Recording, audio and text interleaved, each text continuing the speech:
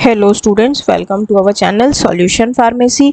तो जैसा आप जानते हैं हम लोग मेडिसिनल केमिस्ट्री का यूनिट 1 कर रहे हैं। आइए अगला टॉपिक करते हैं। अगला टॉपिक है अमीनो ग्लाइकोसाइड्स एंटीबायोटिक्स। तो अमीनो ग्लाइकोसाइड एंटीबायोटिक क्या होते हैं? ये एक तरीके का आपका ब्रॉड स्पेक्ट्रम एंटीबायोटिक्स हैं जो कि बहुत यूजफुल होते हैं ट्रीटमेंट में। जब सिस्टेमिक इन्फेक्शंस कॉज हो जाए वो भी आपके ग्राम नेगेटिव बैक्टीरिया की वजह से। अगर ग्राम नेगेटिव बैक्टीरिया है उनकी वजह से हमारा ब्लड रिलेटेड कोई इन्फेक्शन होता है, सिस्टेमिक इन्फेक्शन कुछ हो जाता है, तो उसके ट्रीटमेंट में जो टाइप ऑफ एंटीबायोटिक सबसे यूजफुल होता है that is amino glycoside antibiotics. तो अगर हम नाम अमीनो ग्लाइकोसाइड्स को समझें तो यहाँ पर क्या होगा, अमीनो ग्रुप होगा और साथ में इसमें मॉडिफाइड शुगर्स होंगे। तो aminoglycosides are composed of amino और मॉडिफाइड शुगर्स। अमीनो ग्लाइकोसाइड्स एक ऐसे एंटीबायोटिक्स हैं जो एक या एक से अधिक अमीनो शुगर से लिंक होते हैं, एक दूसरे 3, 4, 5, 6 ऐसे अमीनो शुगर्स को एक दूसरे से जोड़ते हैं और इस जोड़ की वजह से अमीनो सिटॉल रिंग का फॉर्मेशन हो जाता है और वो जो जोड़ है, जो लिंकिंग है, वो होती है ग्लाइकोसाइडिक बॉन्ड्स की लिंकेज। तो हम अगर और इसको एक्सप्लेन करें तो इस प्रकार से हो जाता है कि यहाँ पर एक हेक्सोज रिंग होती है। हेक्स मतलब 6, एक 6 मेंबर्ड रिंग होती है जो कि आइदर स्ट्रेप्टिडीन की होती है या 2-डिऑक्सीस्ट्रेप्टामीन की होती है और उसके साथ जुड़े होते हैं बहुत सारे अमीनो शुगर्स और ये अमीनो शुगर्स एक दूसरे से जुड़ते हैं एक लिंकेज के थ्रू, जिस लिंकेज का नाम होता है ग्लाइकोसाइडिक लिंकेजेस। तो अमीनो ग्लाइकोसाइड्स जो है उनको हम मेजरली यूज करते हैं ऑप्थेल्मिक और टॉपिकल पर्पस के इन्फेक्शंस के लिए। ऑप्थेल्मिक मतलब आई रिलेटेड और टॉपिकल मतलब स्किन, जो सरफेस रिलेटेड है, उसके लिए हम लोग इनका ज़्यादा यूज़ करते हैं। ये आपके वाटर सॉल्युबल ड्रग्स होते हैं, स्टेबल होते हैं सॉल्यूशन फॉर्म पे, और अगर हम इनके एक्टिविटी की बात करें तो बेसिक पीएच यानी अल्कलाइन पीएच में ये ज़्यादा एक्टिव होते हैं। बट एमिनो ग्लाइकोसाइड्स के काफ़ी ज़्यादा एडवर्स इफ़ेक्ट्स थे, सीवियर एडवर्स इफ़ेक्ट्स थे, इसलिए इनका यूज़ जो है वो थोड़ा कम होता है। बहुत प्रोमिनेंट यूज़ हम एमिनो ग्लाइकोसाइड्स का नहीं करते हैं। हम लोग स्टूडेंट्स इसमें इनकी हिस्ट्री पर थोड़ा ध्यान देते हैं।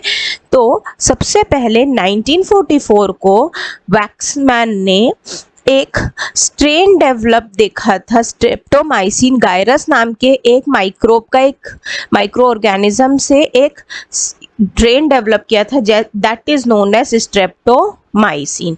सिमिलर साइंटिस्ट वही वैकमैन ने 1949 में एक और एंटीबायोटिक डिस्कवर किया था जो कि अमीनो ग्लाइकोसाइड्स था। इसको आज हम लोग नियोमाइसिन बोलते हैं।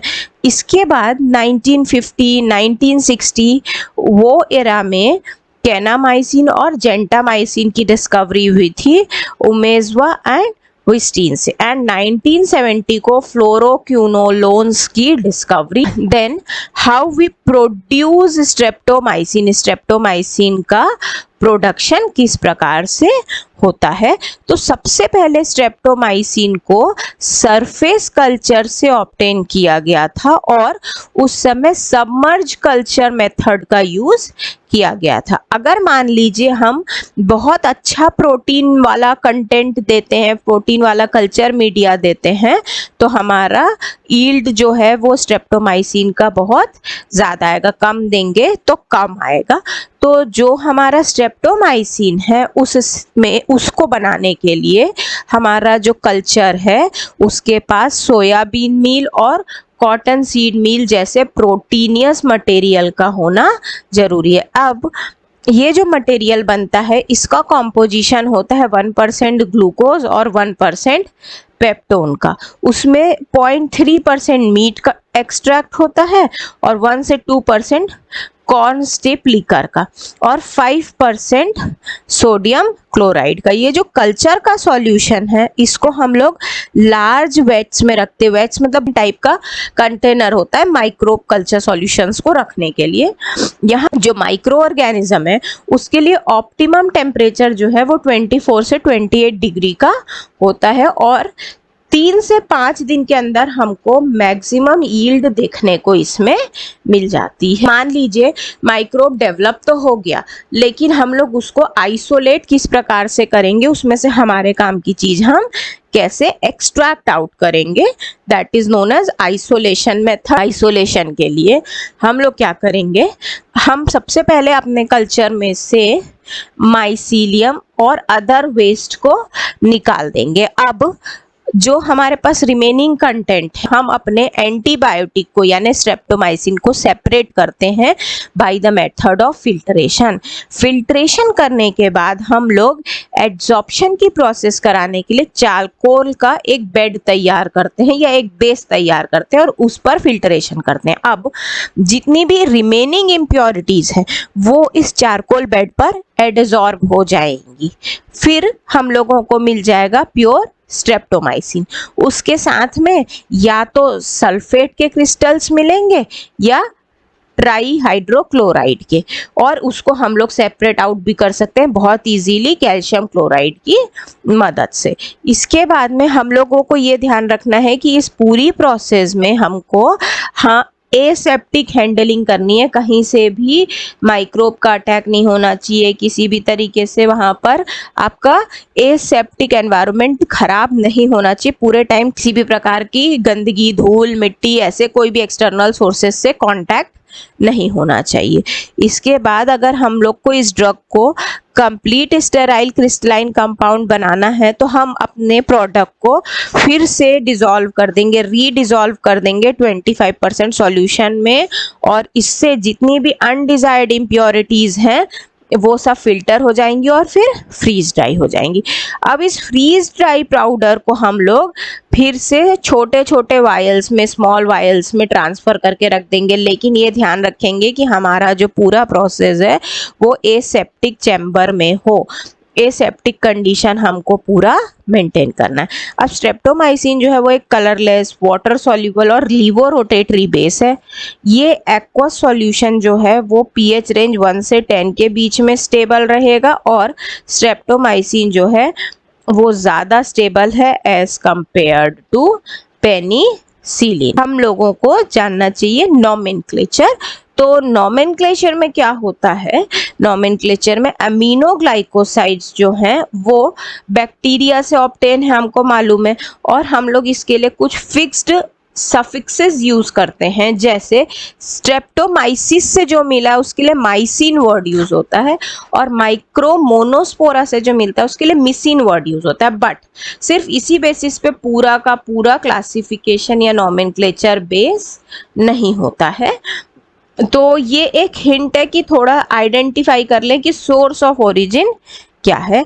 नेक्स्ट हमारा जो ड्रग है उसकी केमिस्ट्री कैसी है, तो अमीनोग्लाइकोसाइड्स जो हैं वो एक तरीके के एंटीबायोटिक्स हैं और इनको हम लोग अमीनोग्लाइकोसाइड, एमिनोसाइक्लोस्टॉल्स भी बोल सकते हैं। साथ इनकॉर्पोरेट सिर्फ अमीनो शुगर्स को नहीं करते, नॉट ओनली अमीनो शुगर्स, लेकिन इनके साथ 6 मेंबर्ड अमीनो साइक्लोटॉल रिंग्स भी इनकॉर्पोरेटेड होती हैं, जुड़ी हुई होती हैं। और साइक्लिक कार्बन रिंग्स जो हैं वो फंक्शनलाइज होती हैं, उनमें अमीनो ग्रुप भी प्रेजेंट होता है और हाइड्रोक्सिल ग्रुप भी प्रेजेंट होता है। तो अमीनो ग्रुप मतलब हो गया आपका NH2 और ये, और हाइड्रोक्सिल ग्रुप मतलब OH, ये दोनों भी यहाँ पर कार्बन रिंग के साथ प्रेजेंट होते हैं। जनरली अगर हम अमीनो ग्लाइकोसाइड्स को सब डिवाइड करें तो ये 2 मेजर ग्रुप्स में डिवाइड होता है। जैसे पहला जो होता है उसमें हमारा कंपाउंड कैरी करता है 2-डीऑक्सी-स्ट्रेप्टामाइन अमीनोसाइक्लोटॉल रिंग। दूसरा जो होता है उसमें अमीनोसाइक्लोटॉल की रिंग नहीं होती है। ठीक है, तो अगर आप इस स्ट्रक्चर को देखिए तो यहाँ पर आपको ये एक एक्स्ट्रा ओ का अटैचमेंट दिख रहा है, दैट इज D2-डीऑक्सी, है ना। अब ये सेकेंड वाला देखिए, इसमें जिसने अमीनोसाइटोसॉल की रिंग को कैरी नहीं किया है, तो इसमें एक ये पोर्शन है और एक ये पोर्शन है, ये अलग अलग अमीनो शुगर्स से अटैच रहते हैं। कुछ एग्जाम्पल्स जो हमारे अमीनोग्लाइकोसाइड एंटीबायोटिक्स के हैं, जैसे कि पहला एग्जाम्पल है हमारा स्ट्रेप्टोमाइसिन का सोर्स है स्ट्रेप्टोमाइसिस गायरियस, नेक्स्ट है जेंटामाइसिन, इसके लिए है माइक्रोमोनोस्पोरा परप्यूरा, फिर नियोमाइसिन, इसके लिए स्ट्रेप्टोमाइसिस फेरेडे, और फिर है कैनामाइसिन, इसके लिए स्ट्रेप्टोमाइसिस कैनामेलाइटस, है ना। तो ये कुछ एग्जाम्पल्स हैं हमारे पास अमीनोग्लाइकोसाइड्स एंटीबायोटिक्स के। देखिए इनका मोड ऑफ एक्शन किस प्रकार से होता है, तो मोड ऑफ एक्शन समझने के लिए हम ये पहले एक बात जान लेते हैं कि हमारा जो अमीनोग्लाइकोसाइड्स है दे आर बैक्टीरिसाइडल।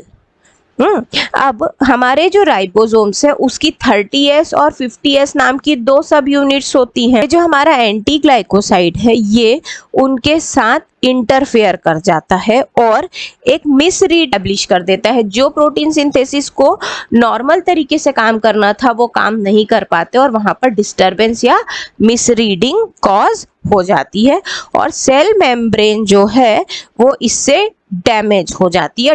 जैसे ही सेल मेम्ब्रेन डैमेज होती है इमीडिएटली वो डैमेज जो है वो इस बात को तय कर देता है, इस बात को इंश्योर कर देता है कि अब सेल जो है वो फर्दर कंटिन्यू नहीं होगी, वो सेल जो है अब मर जाएगी। तो यहाँ पर आप एक स्ट्रक्चर देखिए, इससे थोड़ा आपको और क्लियर होगा। तो ये देखिए, जब आपका प्रोटीन नॉर्मल प्रोटीन सिंथेसिस के अंदर जाता है तो आप इस पर्टिकुलर रीजन पे फोकस करेंगे, ये है ना, ये साइट है आपकी स्ट्रेप्टोमाइसिन के काम करने की। हमारा राइबोसोम हो गया नीचे वाला 30S यूनिट, ऊपर वाला 50S यूनिट। ये देखिए ये अमीनो एसिड इस पर जुड़ रहा है और इसमें मदद कर रहा है अमीनो एसाइड tRNA, ट्रांसफरेज वाला RNA इसकी मदद कर रहा है। लेकिन जैसे ही हमारे स्ट्रेप्टोमाइसिन ड्रग गई, उसने देखा कि ये मेरे लिए साइट ऑफ एक्शन है, उसने यहाँ पर देखिए इस कम्युनिकेशन चेन को ब्रेक कर दिया और ये वाला पर्टिकुलर जो साइट था ये ऐसा खाली एम्प्टी साइट हो गया। पहले इस तरीके से ये कम्युनिकेशन स्टैब्लिश था, अब ये एम्प्टी साइट हो गया। यहाँ पर डिस्ट्रैक्शन हो गया है उस पर्टिकुलर साइट पर जहाँ से हमने स्ट्रेप्टोमाइसिन के लिए ऑब्जर्व किया था और जैसे ही 30S यूनिट से स्ट्रेप्टोमाइसिन जुड़ता है इमीडिएटली हमारा जो प्रोटीन का सिंथेसिस है वो इनहिबिट हो जाता है। प्रोटीन के सिंथेसिस के इनहिबिशन से जो further communication 30S unit 50S unit के बीच में स्टैब्लिश होना था वो नहीं हो पाता और इससे हमारा जो सेल मेम्ब्रेन है वो सेल मेम्ब्रेन हमारा डैमेज हो जाता है और सेल मेम्ब्रेन के डैमेज होते ही ये बात तय हो जाती, बात इंश्योर हो जाती कि सेल को अब मर जाना होगा, सेल डेथ अब इंश्योर्ड है। अगर हम इसको चार्ट फॉर्म पे भी थोड़ा एक्सप्लेन करें तो देखिए ड्रग्स जो होते हैं वो एक्टिवली ट्रांसपोर्ट होते हैं सेल मेम्ब्रेन से इधर उधर, ये एक सेल हो गई ये और एक सेल हो गई, तो इन दोनों के बीच में ड्रग का ट्रांसफर इनकी मेम्ब्रेन ही करवाती है ना। अब यहाँ पर ट्रांसफर के लिए एक और चीज रिस्पॉन्सिबल है, ऑक्सीजन। हमने किसी भी प्रकार से ये सेल मेम्ब्रेन को तोड़ दिया, अब ये सेल मेम्ब्रेन ऐसे फूट गई, तो अब जो ये ट्रांसफर का प्रोसेस है ये वैसा स्टैब्लिश नहीं हो पाएगा जो हम लोग चाहते हैं। इससे क्या होगा कि प्रोटीन की सिंथेसिस जो है वो इनहिबिट हो जाएगी और ये इनहिबिशन कैसे कैसे हो सकता है कि भाई mRNA मैसेंजर mRNA ने रीडिंग ठीक से नहीं की, है ना, जो नॉन फंक्शनल यूनिट है वो ब्रेक होगा, ट्रांसलोकेशन यूनिट इनहिबिट हो गए और साथ में वो कॉम्प्लेक्स जो पेप्टाइड को डेवलप करता था यानी प्रोटीन के फॉर्मेशन में जो कॉम्प्लेक्स हमारी मदद करता था वो अब इंटरफेयर हो चुका है, वो अब टूट चुका है या उसका जो नॉर्मल वर्किंग है इंटरफेरेंस जो है वो डैमेज हो चुका है। तो इस तरह से हमारा जो सेल है वो सेल डेथ की तरफ आगे बढ़ गया है। ये हो गया हमारा प्रॉपर मोड ऑफ एक्शन जो कि हमारे अमीनोग्लाइकोसाइड्स देते हैं। आई होप स्टूडेंट्स आपको इतना कंटेंट समझ में आया होगा। अगर आपको हमारा ये नोट्स चाहिए हो तो प्लीज़ आप हमारा ऐप सॉल्यूशन फार्मेसी डाउनलोड करिए, वहाँ पर नोट्स अवेलेबल हैं। Till then thank you so much.